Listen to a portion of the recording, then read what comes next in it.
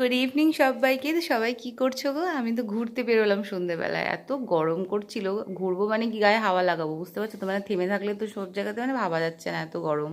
তো বোনকে নিয়ে বেরিয়েছিলাম ঘুরতে। গেছিলাম হচ্ছে একটু এম বাজার, একটু টুকটাক কেনাকাটা করার ছিল, তো সেগুলো নিলাম। আর একটা বান্ধবীর সাথে দেখা হয়েছিল, এম বাজারেও কাজ করে, তো ওর সাথে কথা বলছিলাম একটু। তারপরে এলাম হচ্ছে বিপ্লবদার কাছে ফুচকা খেতে। ফুচকা খেলাম, খাওয়ার পরে না ঠিক তৃপ্তি ব্যাপারটা লাগছিল না, ওই জন্য বোনকে বললাম বাড়ি আসার সময় আর এক প্লেট নিয়ে দুজনে মিলে খেয়ে নিই হাফ হাফ। এরপরে দেখছো বিপ্লবদা ফুচকাটা দিল বোনের হাতে, আর বোন আমাকে খাইয়ে দিচ্ছিল, কারণ হচ্ছে আমি গাড়িটা চালাবো বলে হাত ফাত ধুয়ে নিয়েছিলাম। আর তারপর ফোনে আমি ভিডিও করছিলাম, ওই জন্য বললাম বোনকে, বললাম তুই আমাকে খাইয়ে দে।